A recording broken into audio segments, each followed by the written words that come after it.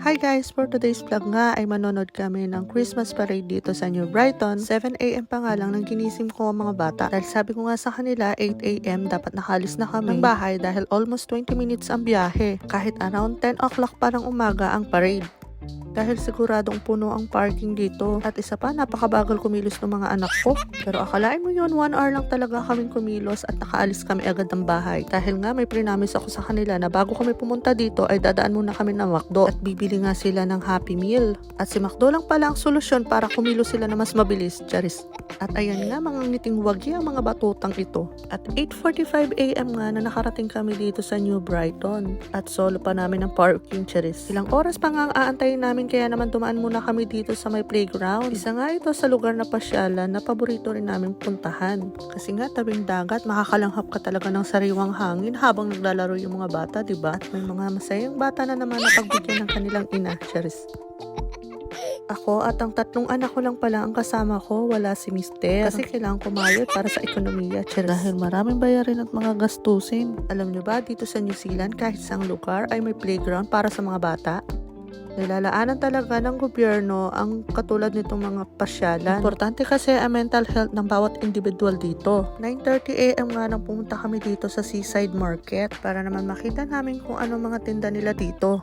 At ayan nga, may tinda silang mga damit, musical instrument, kaya tulad ng gitara, meron din mga accessories, at toys na ginanchilyo. O, tingnan nyo, ang cute. Maya-maya nga ay nakita nitong 2 anak ko, itong bilihan ng mga candies. At ayan nga, nagsimula na silang magturo. Charis. Nagkakahalaga nga yan ng $5, yung isang mahaba na yan. Pero pwede ka rin naman makabili ng half sa halagang $250.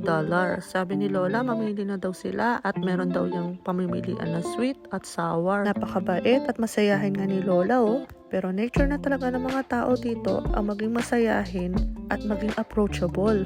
Mababait talaga sila dito at babatiin ka pa nga nila kahit nakasalubong ka lang nila. Pantay-pantay ang tingin nila dito sa mga tao. Maging mayaman ka man o mahirap, di sila tumitingin sa estado ng buhay. At pagkatapos nga nila bumili ay tuloy-tuloy na ulit kami naglakad.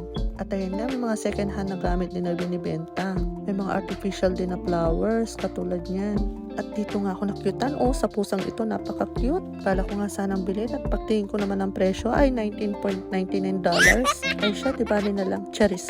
Meron din palang bouncy castle at itong skateboard. Oh, gustong-gusto nga ng kuya namin ang skateboard. Kaso sabi ko next time na lang. At wala pa talagang budget. Charis. Laking pasasalamat ko na lang din sa mga anak ko dahil hindi sila maluho. At di nila pinipilit ang mga bagay na hindi namin kayang ibigay. May mga tinda rin pala dito, mga pagkain. Tulad ng mga cookies, pati honey, meron din sila dito. Pati na rin bread, meron din sila ditong tinda. At ito nga, napaka-colorful na mga paninda nila. Pero talagang hanggang tingin lang muna kami sa ngayon. Charis. Meron din sila dito mga tindang halaman tulad ng sunflower. At ayan nga, ganito lang kasimple ang market sa kanila. May nakasetup din dito ng mga sounds. Sigurado meron itong music mamaya. Masyado pa kasing maaga kaya nag-aayos pa lang yung gamit yung iba. Kaya naman ay bumalik muna ulit kami dun sa pinanggalingan namin. Dahil nga baka mabugnot na naman tong aming bunso. Charis. At dito sa kabilang side naman ang aming mga tinignan. At ayan nga ay may pre-face painting mamaya. Pero paniguradong napakaraming tao na pupunta dito. Meron din palang mabibili dito na second hand shoes, oh. At yung iba branded pa talaga. At pinatignan ko nga kay ate yung price ng isang sapatos. At nagkakahalaga ng $35.